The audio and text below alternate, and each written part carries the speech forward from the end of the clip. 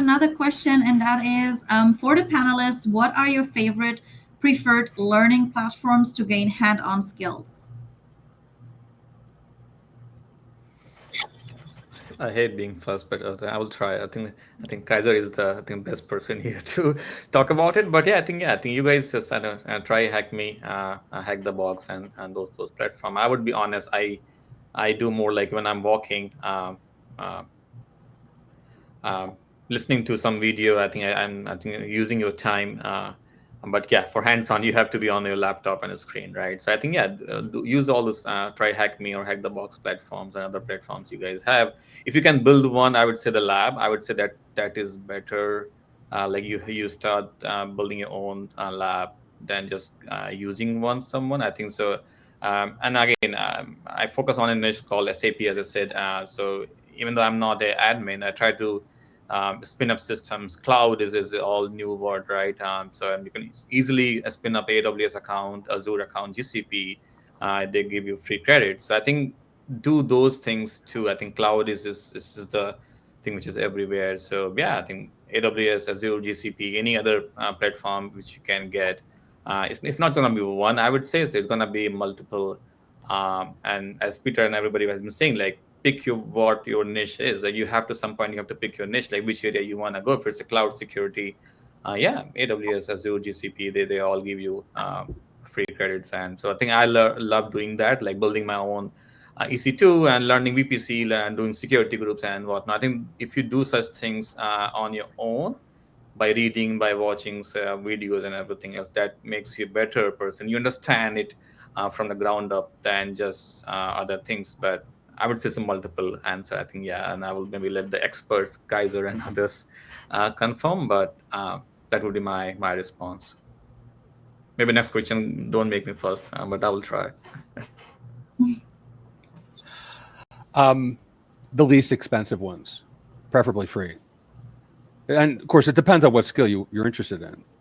If the skill you're trying to acquire is how to write Python, well, good way to do that is to go to the LLM of your choice and say, what questions do I need to answer for you, LLM, ChatGPT, Claude, Kimi, K2, whatever, so that you can design a course for me? Chinese models are mostly cheap or free, right? Use those; they're faster. But like the platform is the one that the AI is designed for you and your friends, right? So we all learn better together. Why do we do the certifications? Because they give us an endpoint, they give us a goal. We have to lay out some money, which means that there is like financial skin in the game. We know we put it there, and if we don't succeed, then we've lost the dough. So the accountability that's built into the certification systems is important. So what do you do if you don't have that? Work with your friends. Establish goals. Use the LLMs to help you define those goals. You can even do things like create quizzes for yourself. My favorite, and if you go to our community site, there's a video I did back in February about called sidestepping the certification or the experience requirement in cybersecurity careers. I'm not good at making names. Look for it, and I actually demonstrate how to make these prompts. Five prompts, 4 if you're better at it than I am, right? But look for the free stuff. To me, the most important thing is repetition. The games don't give you much repetition. The certification test that you do where you get the question right once or twice so you can take the exam, not enough repetition. Experience is about nuance. Experience is about grinding through stuff when it's boring. And so, yeah, like get a bunch of junky gear with you and your friends and pile it into somebody's spare bedroom and make a network and then make something work.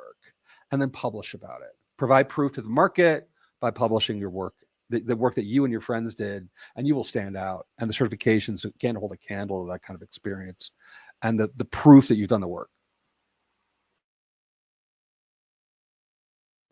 And I really like that, Peter. Kind of let you know, my spare bedroom's used for my dog's kennel. So he literally has his own bedroom. Can your dog write Python? No, he's not that cool. Got to get on it. He barks. No, I will say probably one of my favorite hands-on learning platforms besides the Discovery Channel's Volcano Kit that you can buy at Target There's several, and this has already been mentioned. TryHackMe is one. There's a few new ones that I really recommend, and I think I also saw a comment. We can probably highlight it later, but it was from Aram, and he also talked about projects.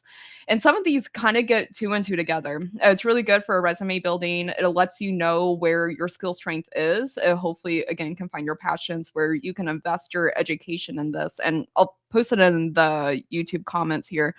But oh, sorry, I got blocked because it has links. But one of them is TryHackMe. Of course, that's been said. KC7 is a good one. This is more of the defense side. It's a cyber escape room. It's a nonprofit, and they are awesome to work with for conferences and stuff like that. I had brought them in for my virtual conference just to get people exposed to a different way of hands-on learning with cyber.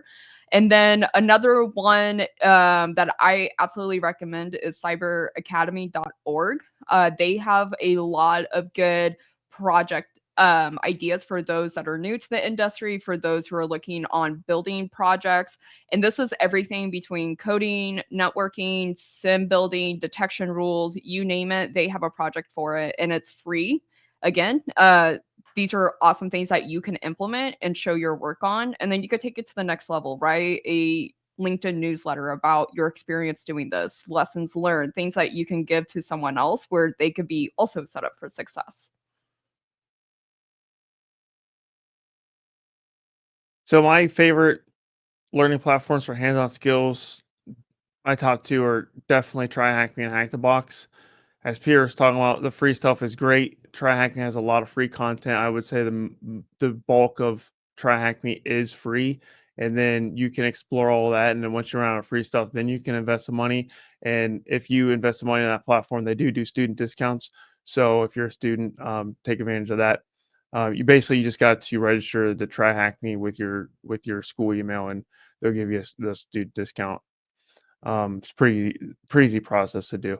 And yeah, TryHackMe, great platform to start with. I've done, I think, probably about 220 rooms on TryHackMe now, and I was obsessed with it. And eventually, I got to the point to where I needed to level up, so I went over to Hack the Box, and now I have like 120 boxes on Hack the Box. And the reason why I'm giving you these numbers is because Peter he talked about repetition and just doing it over and over and over and over and over again.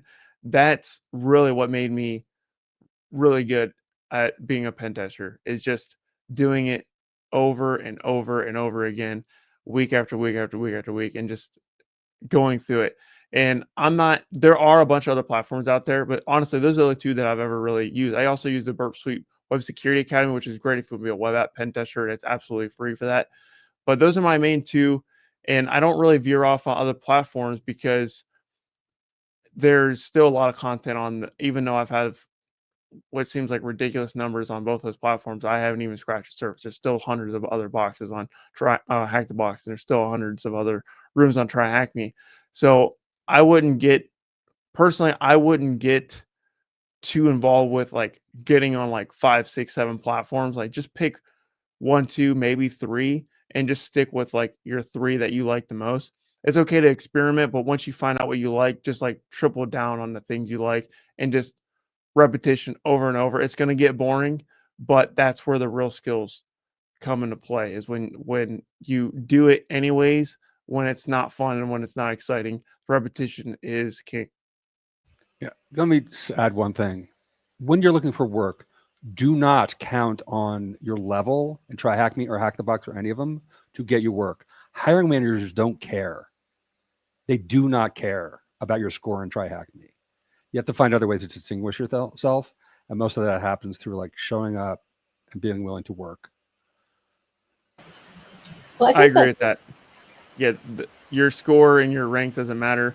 For me, I think like if you put like how many rooms or like how many boxes you've done, that shows that you've done a lot. And I think employers like to see that. But yeah, they absolutely don't care about your rank or your score.